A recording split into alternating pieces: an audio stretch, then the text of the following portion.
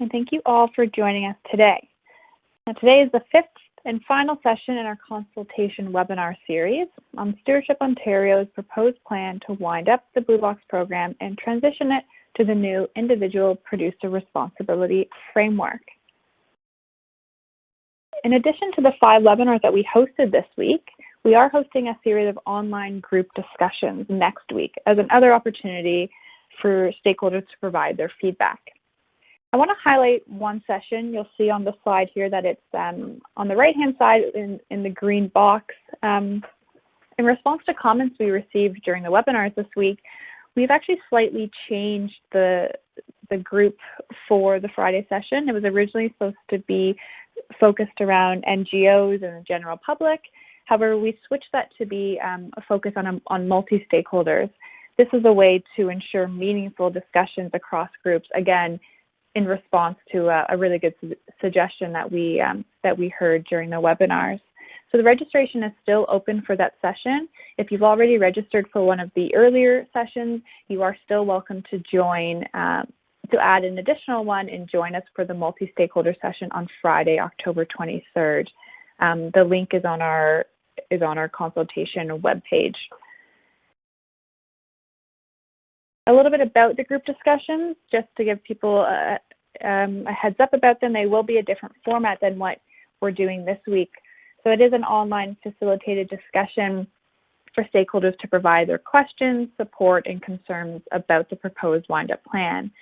We are formatting it more like a meeting, so we won't be going through a comprehensive slide deck like we have with these webinars. It'll be more about conversation and questions that will guide the discussion rather than sitting through a presentation given by us. RPRA is there to facilitate the conversation and ask questions. We are looking for stakeholders to provide comments.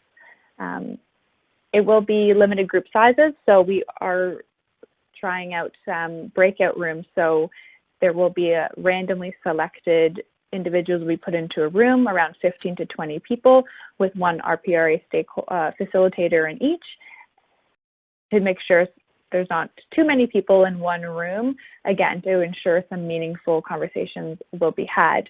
The sessions won't be recorded as we have been doing with our webinars. However, we will be capturing all of the comments and feedback as part of our process to review and approve the plan, but we will be compiling, posting any questions and answers that come up in the sessions, just as we will be doing with the consultation webinars. And the last point is we do assume participant awareness of the wind-up plan content. Again, we won't be doing a big, walkthrough of the plan as we have with these 5 sessions. We are hoping that participants will come having some knowledge and some understanding of it, bringing their questions and comments based on the content. So for today, as Ken mentioned, you can ask a question at any time during the session. You'll see a text box on the right-hand side of your screen. There are 2 tabs, one for Q&A, one for tech support. We ask that if you do have any technical issues, to select the tech support tab, and then a dedicated support will help you out with any issues you're experiencing. We will be pausing throughout the session to answer any of your questions, and we are expecting a large number of attendees, so if we don't get to your question today, we will try our best, but if we don't get to it, we will again be posting a document with all of the Q&As. We also will be posting a recording of the session and the slides to our website later this afternoon. So this afternoon you'll be able to see slides and recordings from all of the 5 sessions on our consultation webpage. And with all of that, here with me today is Jeff Rathbone, Director of Transition RPRA, and Mike Barrett, Managing Director at the CIF, who will be leading the presentation. But to kick things off, I will hand it over to Jeff. Thanks very much, Jess. And just before I pass off to Mike, who will be doing the majority of the deck today, just a little bit of an introduction. Again, welcome to session 5. Today's session is exclusively focused on the wind up or wrap up of the Continuous Improvement Fund. And Mike will be looking at some of the key considerations in this wrap-up, looking at the existing mandate, legal and funding obligations, some of the strategic priorities for CIF in the coming years, some of the timelines around the wind-up of the Continuous Improvement Fund, financials, the forecast, and the disposition of any surplus funds, and some of the governance issues with CIF as we move through transition as well. Again, just for anyone who's brand new to these sessions, just a 30-second overview of what we're looking at. In this case, although we're looking at the CIF wind-up plan, that wind-up plan will be considered as part of the overall Stewardship Ontario Blue Box wind-up plan. Stewardship Ontario is the IFO that, on behalf of stewards that supply printed paper and packaging into Ontario, provides support in our current shared responsibility model for Blue Box. However, in August of 2019, the minister directed that the current Blue Box program be wound up and transitioned to a new individual producer responsibility framework. And that will be occurring between January 2023 and December 2025. But these wind-up plans will lay out the process in conjunction with the regulations from the ministry on how the wind-up will occur. And we expect that our rpra board will consider and approve the plan, both the CIF wrap-up plan and the overall SO Blue Box wind-up plan on or before the end of December of this year. As always with these sessions, we start with the direction from the minister, and this is the direction that was part of the August 2019 overall direction to wind up the Blue Box program. And there was one specific direction in the minister's direction regarding the Continuous Improvement Fund. And the minister's direction is one of the key considerations that we will look at as we consider this plan and the overall Blue Box wind-up plan for approval. The minister's direction really contains, with CIF, really two elements. One is that CIF should receive no additional contributions, and by contributions, these are done through the steward obligation. And in fact, in 2019, 20, and 21 steward obligations, there was no CIF contribution. So to some extent, that element of the minister's direction has already begun. And secondly, that the CIF shall end as soon as practical prior to December 31st, 2025. So with that, I will pass to Mike, and Mike will get into many more of the details around the CIF wind-up plan. Mike? Good morning, everyone, and thanks very much for that introduction, Jeff. So I am going to walk you through the proposed wind-up plan for the CIF. And just not to be too redundant, I am going to just share a little bit of background information with you. Again, for those of you that are less familiar with the operation of the CIF, which has been in place since 2008. So our mandate originally stems from Section 6.6 of the Blue Box Program Plan, and that's why you heard Jeff mentioning that really we're developing a wind-up plan within the wind-up plan for the broader Blue Box Program Plan. And really, just to give you some background on CIF and how it works, as Jeff alluded to, we have been using a portion of the funds that have been provided to municipalities under that plan to support projects that are intended to improve the effectiveness and efficiency of the overall Ontario Blue Box program. We're structured effectively as a committee of rpra with equal representation by both municipalities and producers. That committee is overseen by and reports to rpra. And rpra's general functions are that they would typically approve our strategic plans that we develop periodically from over several years. They would review and approve our annual operating plan and budget. And as Jeff mentioned, they will ultimately approve the CIF wind-up plan as part of this process. They also would approve any grants that are issued to municipalities or other stakeholders that exceed $50,000 in value, and they sit on the CIF committee as an observer to our operations. Just some additional background. Again, as Jeff mentioned, we're here today because as part of the Minister's directives to both rpra and SO, there were those two elements in that letter, which included the reference to providing no additional funds to the CIF, as well as this point around ending the operation of the CIF as soon as practical and prior to December 31st, 2025. And that's an important element because it really did drive a lot of our thinking in the development of this wind-up plan, and I'll get into those details shortly. Beyond that, as Jeff has mentioned to you already, this wind-up plan is part and parcel of that broader wind-up of the Blue Box program plan.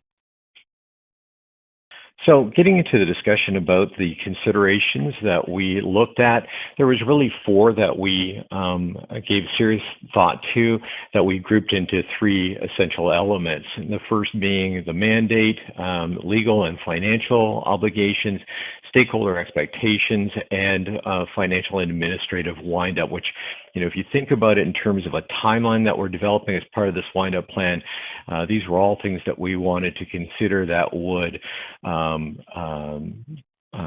help inform any discussion about a proposed wind-up plan. And just to be clear, we had considered a number of different options. We looked at anything from a rapid wind down of the CIF in 2020, basically laying off staff, dispersing funds for grants, and closing up the shop as quickly as possible, through to driving out the CIF through to the end of 2025 and what some of the different implications of that might be. And I will walk you through our proposal in a few minutes, but that's just to give you a sense of how we looked at this issue of the notion of as soon as practical. So I'm going to take you into some of the discussion here very quickly. So as I mentioned, our mandate really does stem from Section 6.6 of the Blue Box Program Plan, and really our thinking was the Blue Box Program Plan remains in force until such time as it's wound up as part of Stewardship Ontario's proposal. But nonetheless, any part of the plan can be changed through an amendment, so there is the possibility that CIF's mandate focus could be changed through a directive from the ministry, but we started with the assumption that nothing would change other than specifics that might be written into SO's wind-up plan or the CIF's wind-up plan. Stakeholder expectations was a key part of what we did consider. We had recently completed a 3-year strategic plan where we undertook extensive consultation, and it really is intended to span the period of 2019 through to 2021. So we're at the point of looking at that 3rd year of the operation under that strat plan. And so I would expect staff will be looking at the development of a refresh on the strat plan next year sometime. And these 3-year plans drive our annual operating plan and budget. But in that last round of consultation with stakeholders, we received, obviously a fair bit of comment. Of particular importance was the municipal input for us, which really prioritized 3 things. Municipalities were very concerned because at the time we were talking about an amended Blue Box program plan, so there was concern about CIF providing transitional support to municipalities in preparing for transition and leading into transition. The second thing that they were concerned about, along with other stakeholders, was that we still had to operate the municipal programs effectively, so there was a desire to see CIF staying involved in providing support through grants and project work of a more collective nature within those traditional areas of focus, i.e. improving operational effectiveness and efficiency. And then there was a third desire that was expressed to potentially reconsider these priorities under that strat plan if transition would in fact proceed. And of course, we're all sort of the view at this point that it's likely to go forward. So again, that third point is still a possible one for consideration as part of the development of this wind-up plan and the development of a refresh on the strat plan next year. So in terms of strategic priorities that were developed under the strat plan, we really grouped them into two key areas: transitional support and program support. And what I mean by transitional support is if you look at our operating plan from last year and the one that we'll be developing and publishing shortly, you'll see that there's a continued focus there on providing support to municipalities in the form of timely research, cost modeling of projects, contract support as people look at how they're going to wind down their contracts and transition their programs, asset valuation. Some of you that have been involved in discussions know there was quite a concern over the past few years about stranded assets, so we were looking at what those implications might be. Waste composition studies continue to be an important source of data, and we continue to fund those studies, but we'll have to talk at some point about when we cease that kind of activity going forward, and program analytics to really, again, look at how effectively and efficiently the current operations are and the different nuances of how municipalities operate their programs. In terms of providing ongoing program support, we continue to place an emphasis on procurement and contract management because, as many of you can appreciate, the vast majority of services offered by municipalities are, in fact, provided through contracted out activities using private sector support. Nowadays, right now, under the China sword changes that have occurred to the market, there's a keen interest in knowing what's happening with the various markets for materials that are collected through the Blue Box program, how to develop those markets, stabilize them until transition occurs. And of course, there's always an interest in new technologies that might be developed that might help improve the operational efficiency of the program. And then last but not least, certainly there's been an ongoing demand from municipalities and other stakeholders for training and online resources. And if you've seen the CIF website, you know that there's quite a robust set of knowledge and information there that we continue to try to drive out to stakeholders to help improve operations and share learnings from the various projects that have been funded by the CIF. Oops, I apologize. I jumped us forward a slide here. So to give you a sense of what we anticipate that looking like over the next few years, on slide 16, we provided a bit of a graph, and no real rocket science here. We're anticipating that as we move towards transition of the program as currently proposed, that we would see a jump up and spike in demand for resources and services to help municipalities prepare for transition and deal with any unanticipated changes during the transition of their programs. By the same token, we would expect to see that there will be a drop in the requirement for resources to be applied against grant administration. And I'll talk a little bit more about how many grants we currently have open right now. But we are proposing under the wind-up plan to cease our provision of grants in the next coming years. And it's really just, again, to allow us to do a timely wrap-up of the CIF. As you can appreciate, it takes several years for many of these grant activities to be completed, and we can't encounter a situation where there are still outstanding grants and financial obligations past the point at which the CIF would wind up. So you'll see we're proposing to wrap up that activity early on so that we can ensure a timely wrap up of the overall fund administration. And then by the same token, we're expecting a slow decline in the need for general traditional program support as municipalities move towards transition of their individual programs. So speaking of administrative windup, and I think this is probably one of the most important points, we are currently proposing to wrap up the CIF's operations at the end of 2023, sorry about that. So what that really means effectively is that if you phoned the CIF in January 2024, nobody would be answering the phone effectively. Our intent here would be to end support to municipalities and stakeholders at the end of 2023, and then the only only people that would be involved in the operation of the CIF in 2024 would be an administrative group, essentially wrapping up our financial obligations, terminating contracts, and transferring over any activities that need to be managed after the CIF winds up. And our goal would be to complete that administrative windup by no later than June 30th of 2024. So, I think this is an important point that we're really looking for feedback from stakeholders on is this the right timing, or is there an expectation that people would want to see CIF continue to maintain operations into 2024 or even as late as 2025? It's striking that balance between the minister's directive of wrapping things up as soon as practical, while at the same token not going past 2025. So again, this is an important point for you to consider and provide us with feedback. In 2024, our activities really would be dispersal of the assets and I'll talk about those in a minute, transferring our data, essentially our products like our projects, our website content is owned by rpra because we are a committee of rpra. And then, of course, dealing with our human resources, we have contract staff that we would have to provide due notice to, as you can appreciate. In terms of financial considerations, as Jeff alluded to, the minister's direction was that we would that we would not receive any new funds, which is really a bit of a moot point. We haven't received any additional funds of significant value since 2016. That was our last request for funding, and so really between 2016 and the endpoint of the CIF, we've been operating off the monies that we've had in reserves.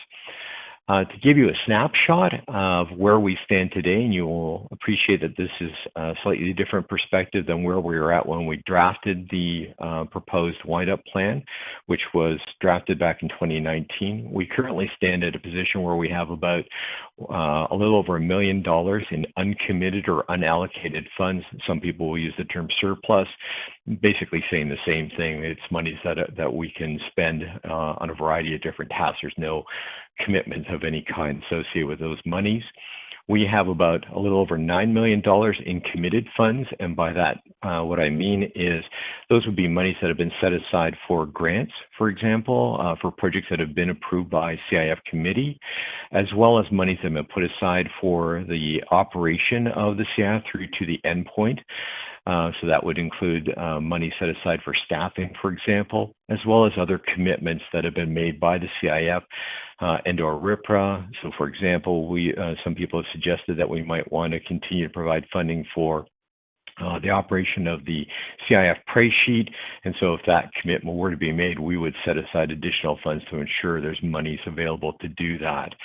So right now we have about $9 million in this variety of different commitments that we have to consider as part of the management of the fund. So with all that in mind, we're projecting that by the end of 2024, there would be no additional funds left over that would be unallocated. You will note also in the wind-up plan that was developed back in 2019 that we had suggested as staff that we thought there would be sufficient funds to maintain the CIF through to the end of 2025 if there was a will to do so. I will point out to you that we will probably have to revisit this expectation because, as you can appreciate, the financial world that we're operating in has changed dramatically as a result of the COVID pandemic. So in 2020, just by way of example, we had budgeted to receive about 3.5% in interest on the monies that are residing in our bank account. And as anybody's probably checked, the Bank of Canada's overnight interest rates is probably sitting around about 0.25%. That is a very significant impact on our operations. Our projections, depending on what you want to assume future interest rates are going to look like, has an impact of about $750,000 to over $1 million in a shortfall that we had not anticipated when we developed this wind-up plan. So it's important, I guess, the takeaway message is to consider that if there's a desire to see the CIF extend out beyond operations in 2023, we need to know that so that we can make adjustments around our proposed spends in future years to accommodate that desire. And we'll just see where interest rates take us over the next couple of years.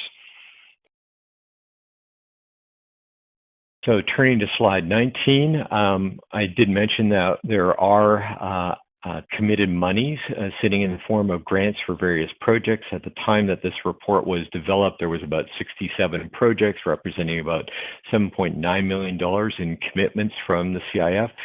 This number changes, as you can appreciate, from 1 month to the next.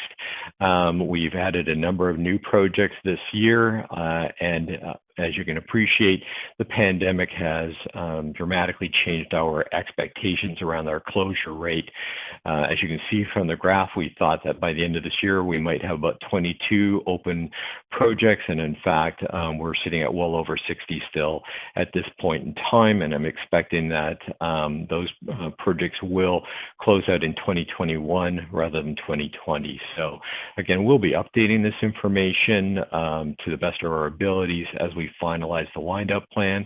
What's important to understand is that we do not expect there to be any significant lag where projects would extend out, any number of projects would extend out into 2023. So, there's no real impact, just I want to point out that the numbers have to be updated.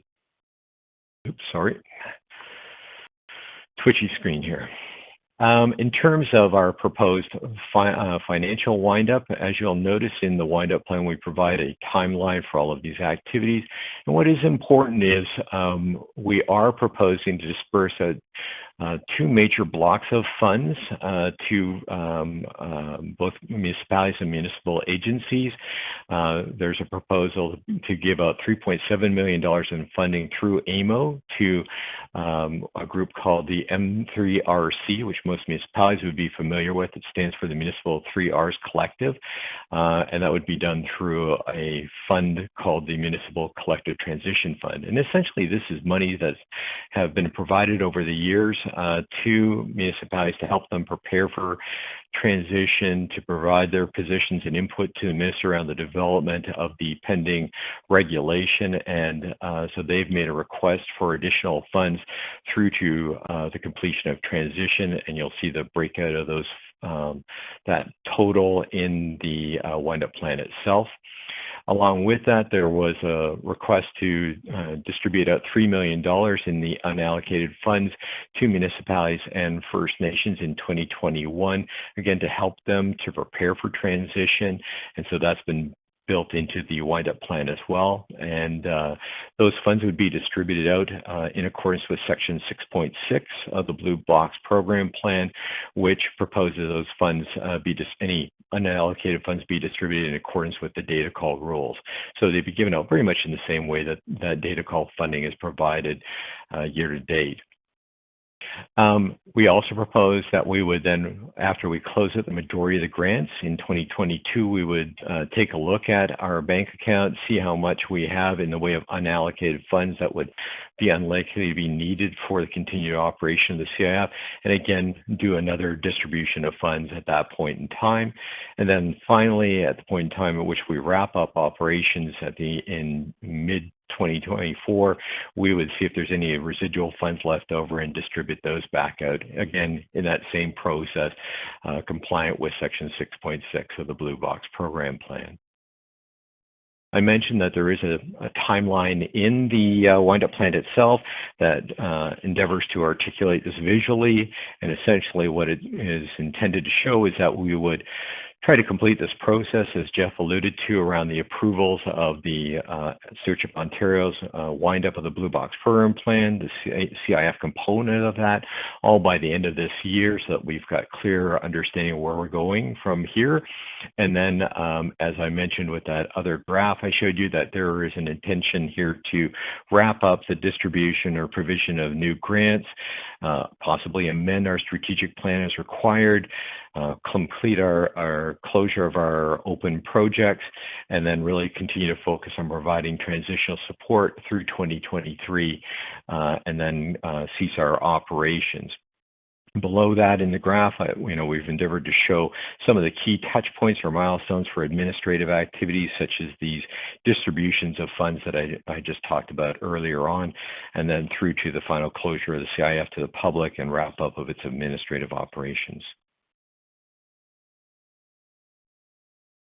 One of the other important elements of the wind-up plan is that, as I mentioned, we currently have a committee that has joint representation of municipalities and producers, as well as observers from rpra, and it is proposed under the wind-up plan that we would wrap up that committee and straight two new committees. The first would be a transition services committee, whose primary focus would be on the continued provision of support, as I've talked about, to municipalities, strike an annual budget, provide those services that we understand from our stakeholders are required up to the point of transition. And then a second committee, which would be focused primarily on ensuring that we comply with the final wind-up plan that has been developed for the CIF, and that would be ensuring that the open grants are completed and the funds dispersed, as well as any other obligations that are written into ESSO's final Blue Box program plan, wind-up plan, as well as the CIF's wind-up plan. And I won't get into it this morning, but if you look at the wind-up plan, we talk about representation of various stakeholders on those two committees. So I encourage you to take a look at that, make sure you're comfortable with it. One of the things that is important, as with all wind-up plans for the various programs in Ontario, is always a discussion about how any assets are managed as the programs wind up. CIF is really a virtual office. We closed down our physical office some years ago to save money, and so we don't really have a lot in the way of physical assets, but we do have a significant holding in the way of intellectual assets. If you're familiar with our website, we've completed hundreds of projects. The results of those projects are published and are available on our website. We also have been providing training over the years to stakeholders, municipalities, and First Nations communities. And so we believe that those training curricula would likely be of value and interest to a number of different agencies. And so part of the discussion in terms of winding up CIF is to figure out what we want to do collectively with these various assets. So if you've noticed on our website, you'll see that we have actually proceeded with putting an REOI out on the street just to take an initial crack at seeing whether there's any agencies that might be interested in managing these assets after CIF winds up. Obviously, there'd be an intent here on the part of the stakeholders to see that information continue to be made publicly available. And so that's kind of a key focus or tenet that we're considering in looking at various options. And we'll certainly be talking more about our thoughts on this issue as we move into Q1 of next year. But if you know people that might have an interest in these assets, by all means, I encourage you to reach out to CIF staff. So just to start to bring things to an end here so we can get into some questions. Again, as CIF staff, I think we have a couple of things we really would encourage you to comment on. First and foremost, obviously, we'd like your thoughts on the proposed wind-up plan. Make sure it works and it meets your needs. See if there's any other constructive thoughts you might have on how we can build it out. We certainly are interested in your feedback on whether we've got that timeline right or whether you'd like to see extended or shortened up.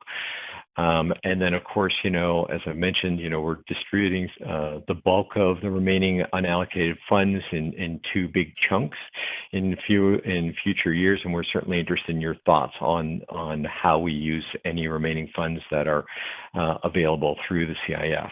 And if you're looking for more information about our financials, I would always encourage you to look at our operations plans, which are published to our website. In the back of that, we provide Stewardship Ontario's financial records on the CIF, along with our staff projections around our various spends and budgets. So there's a lot more detail there.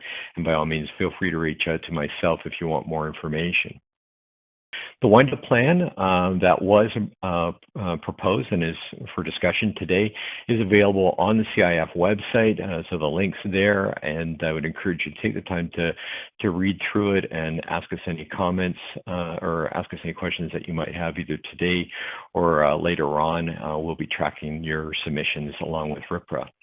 So speaking of, if you do want to provide comment, you can submit comment to rpra, and Jess will talk about that a little bit more in a minute, or you can provide comment to CIF through the links that are provided on slide 25.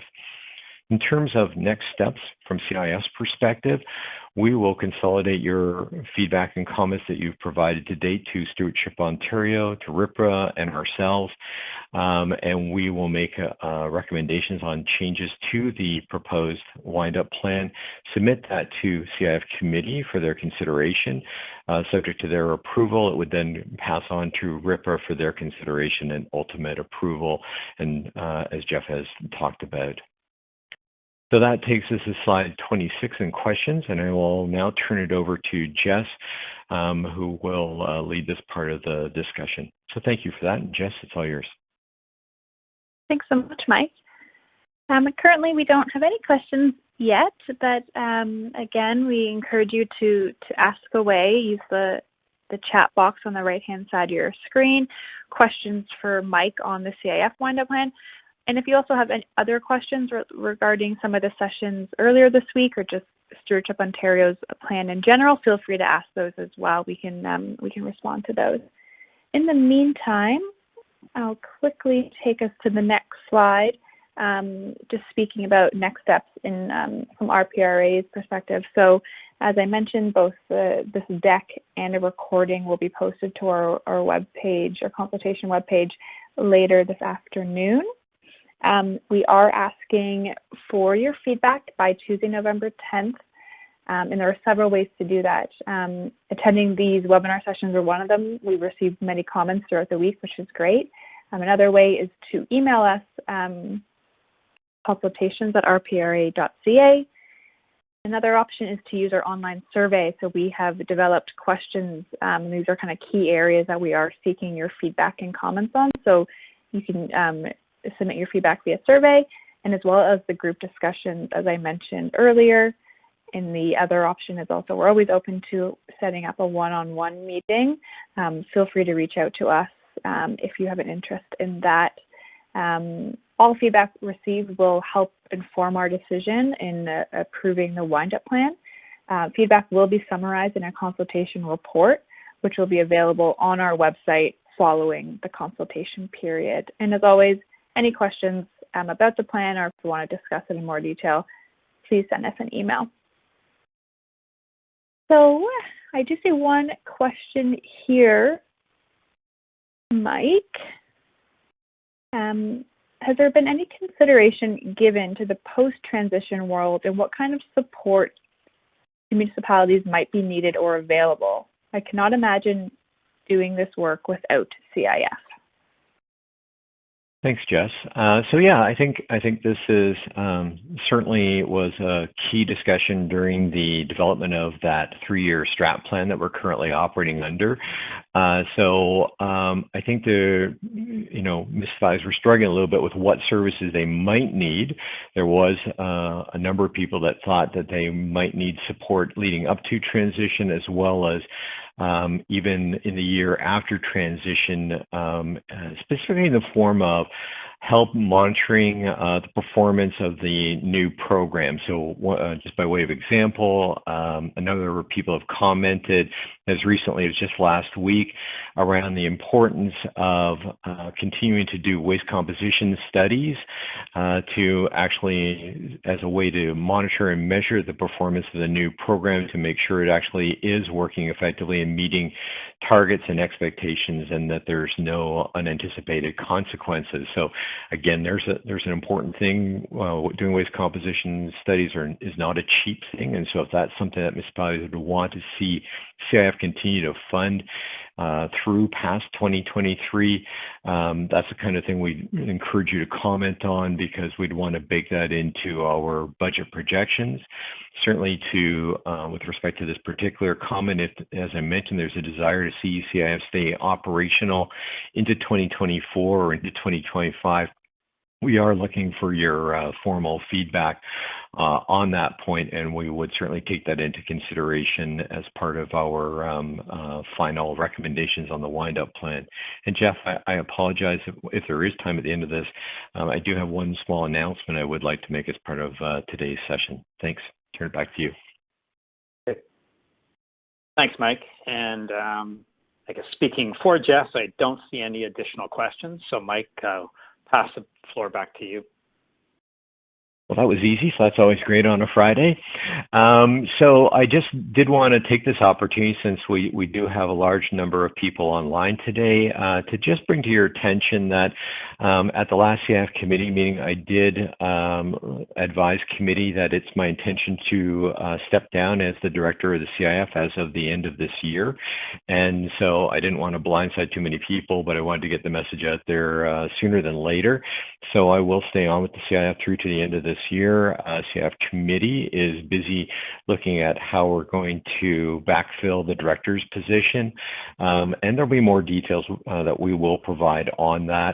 But we've got a great team of staff at the CIF as well as at rpra, and so I really am not concerned. I think things will continue to run really well, and I think we've worked hard to sort of prepare for this transition.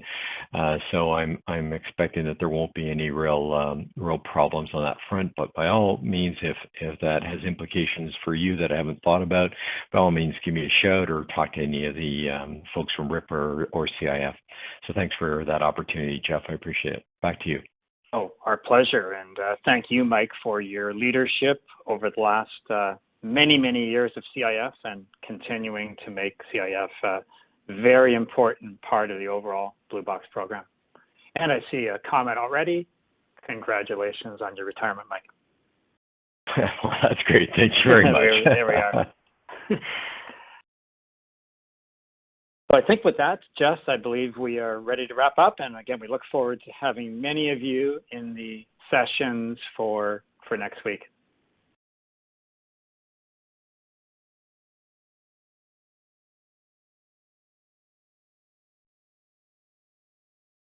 Okay, and thank you for attending. This concludes session 5.